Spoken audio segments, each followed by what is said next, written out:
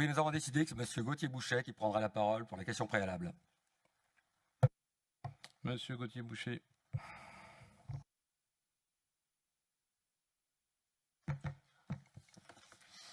Merci.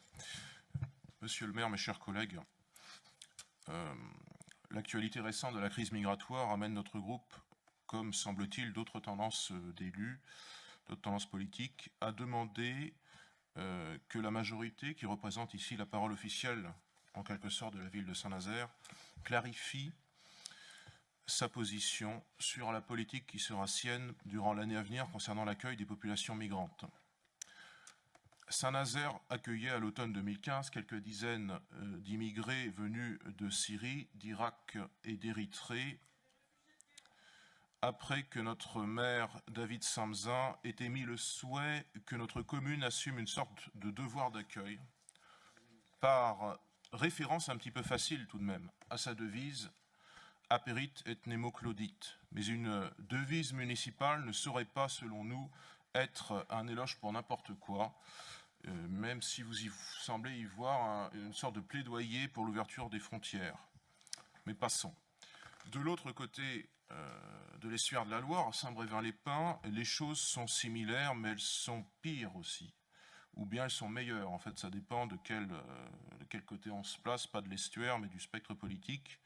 Vous êtes de ceux, socialistes, communistes, écologistes, pour qui l'immigration est une chance, pour qui c'est un bienfait, pour qui c'est le moyen d'un avenir radieux, et semble-t-il le salut des peuples qui apportent, des peuples et des civilisations d'ailleurs, on ne parle pas assez des civilisations, mais ce sont des civilisations qui apportent leur contribution par cette présence massive, loin de leurs racines et de leurs identités d'origine. Et nous sommes de ceux patriotes, républicains, et j'entends républicains pas comme le nom du parti, mais comme l'attachement à la forme républicaine de nos instances, un méfait, un recul pour la France, c'est surtout un abîme pour les peuples qui apportent leur contribution, les affaiblissant économiquement, culturellement et politiquement, leur pays d'origine. À Saint-Brévin, donc, les choses semblent similaires qu'à Saint-Nazaire l'an passé, mais elles sont également pires et pas meilleures. Le maire de Saint-Nazaire ouvrait grand les bras aux migrants. Le maire de Saint-Brévin les refuse, mais il le fait assez mollement finalement. Le maire de Saint-Nazaire en avait accueilli une quarantaine, même si on parle éventuellement de 200 à l'heure actuelle. Alors, je ne sais pas quels sont les chiffres, vous clarifierez ça. Le maire de Saint-Brévin doit désormais en recevoir 70, forcé par une décision arbitraire de l'État.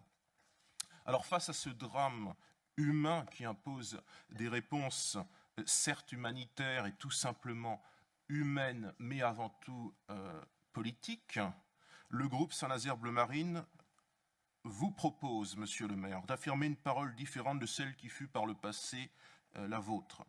Il est encore temps de changer d'opinion tant la crise migratoire est chaque jour plus violente pour les populations en migration.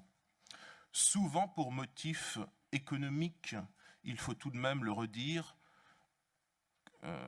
parce qu'il n'y a pas beaucoup de femmes et pas beaucoup d'enfants, donc on a tendance à avoir du mal à croire au thème réfugiés de guerre. Mais c'est avant tout un drame pour les populations qui bien souvent les accueillent malgré elles et pas avec leur plein assentiment.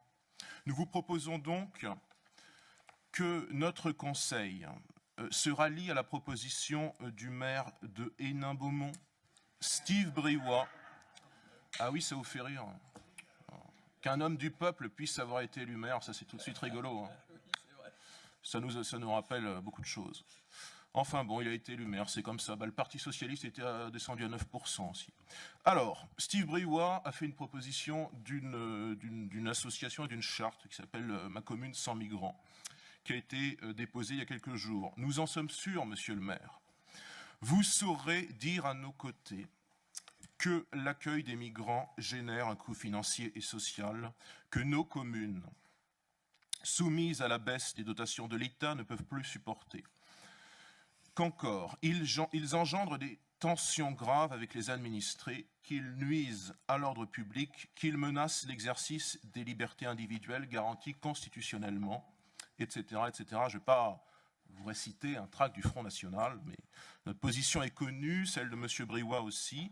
Il vous appartient maintenant simplement de décider si, par honnêteté intellectuelle et une véritable conscience de gauche, je ne suis pas certain que vous connaissez ce mot, mais enfin, si vous aviez une vraie conscience de gauche, si vous étiez intéressé par la question sociale, vous vous rallierez à ces arguments, qui n'ont rien d'un délire du Front National, qui n'ont rien d'une rumeur de la fachosphère, mais qui sont des faits, simplement des faits.